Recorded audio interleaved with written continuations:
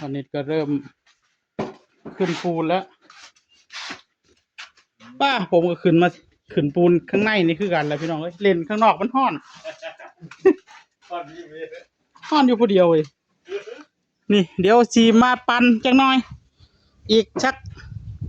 โอ้คือจังแข็งเลยวะโอ้อีกจังหน่อยประมาณชักโอ้นิ่มอยู่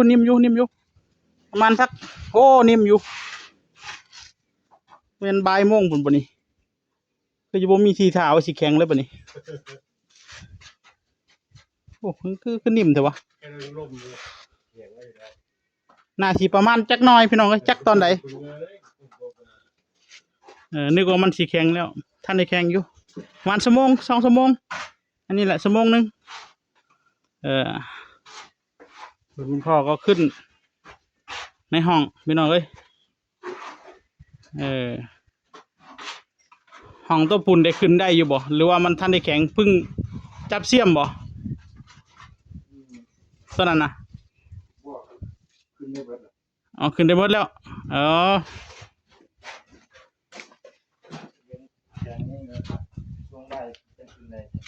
๋อนี่เพิ่งเฮ็ดเมื่อกี้นี่บ่อ๋ออันนี้เพิ่งจะจับเสียมเมื่อกี้นี่ช่วงบ่ายตัวนี้ส่วนห้องนี่ขึ้นได้หมดแล้วแข็งหมดแล้วอันนี้ได้การแล้ว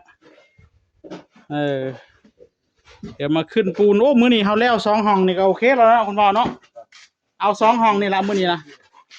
เล่น2 ห้องนี่ก็พอขึ้น2 ห้องแล้วก็ปั้นแล้วบัดนี้เลยคัดคันขึ้นหลายกว่านี้สิปั้นบ่ทันเลย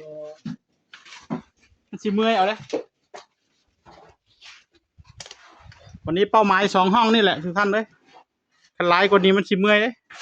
มันสิคัดบ่ทันเคยเลยพี่น้องเอ้ยขึ้นเอาไว้ระบักหลายสุดท้ายคัดบ่ทัน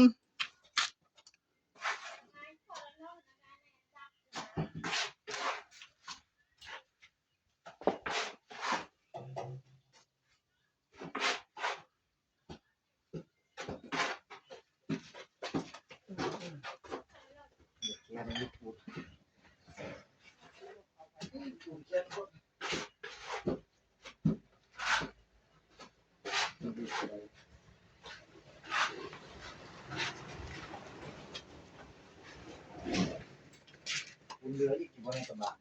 เหลืออยู่นี่เนี่ยไม่ไหวเลยยังไงบ่เหลือก็ทีนี้แขนโคตรยิงเลยติดก้อนไปก้อนมันมันดีไป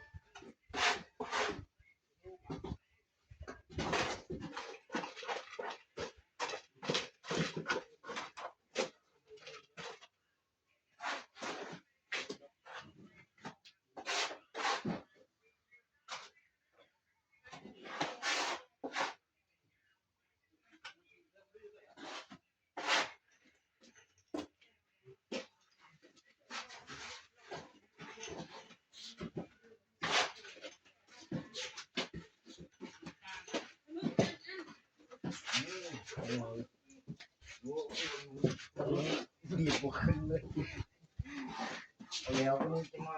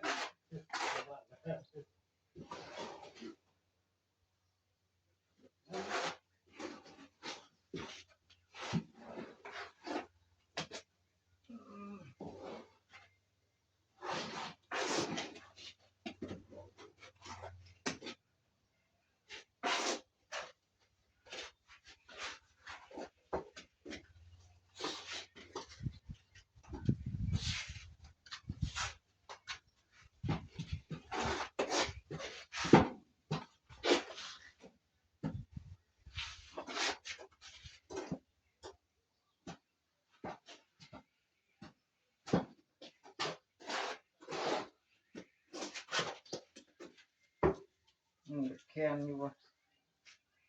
บ้าน นี่ นี่ แข แค่ กรู้ว่านี่แขกนี่เลย แก่นอยู่บึดไปไหน เบิ่ง น้ำใส่นะ เบิดระว่าปูน เบิ่งเบิ่ง โอเคก็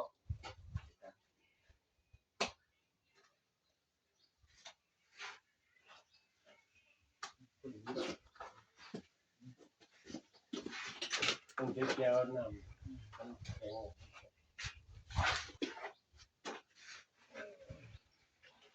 ไป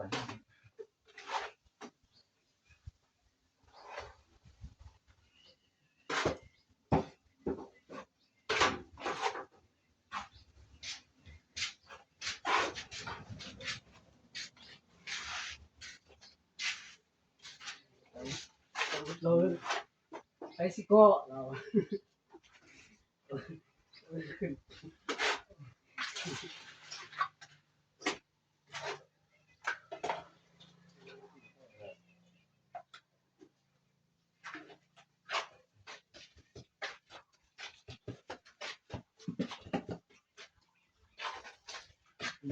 จับประมาณเป็นครับ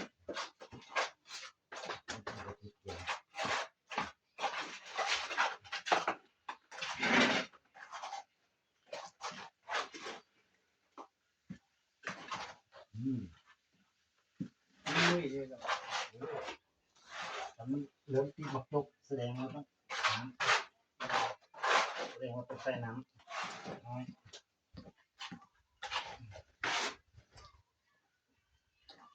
จังแข่งร้านที่อยู่แล้วเสมอชีวิตอยู่คึกมันอ่อนมันกินเสมอ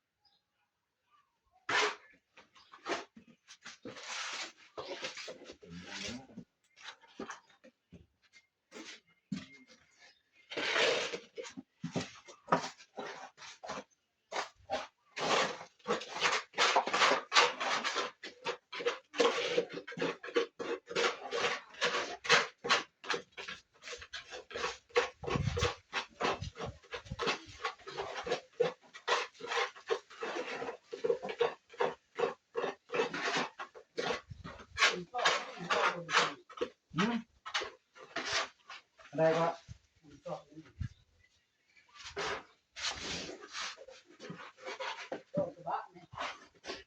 สองกระบะกับปูนกระบะก็ชอบแหละ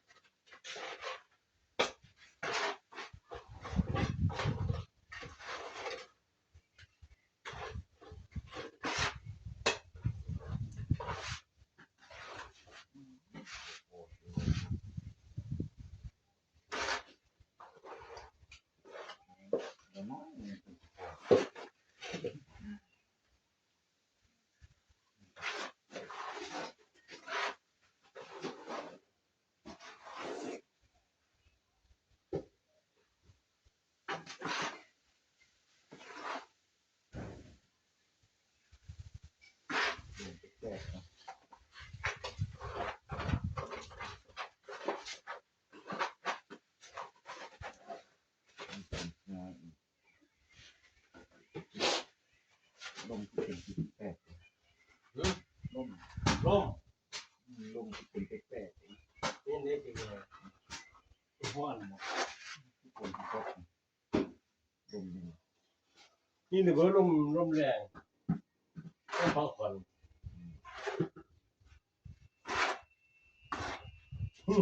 บ่อเลยนะ น้อยพอสัน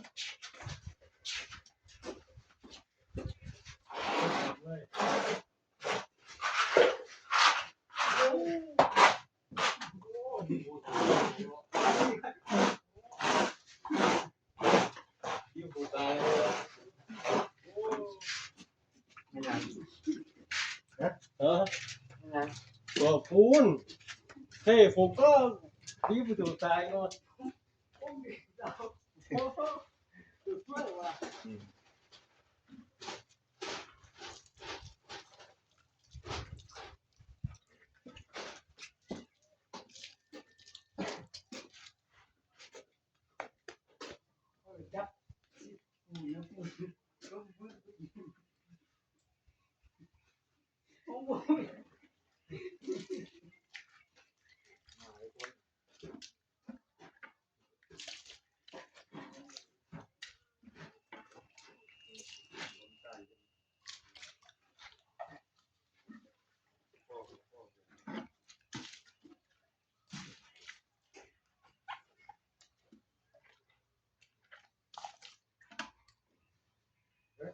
จับเปิดน้ำให้นะ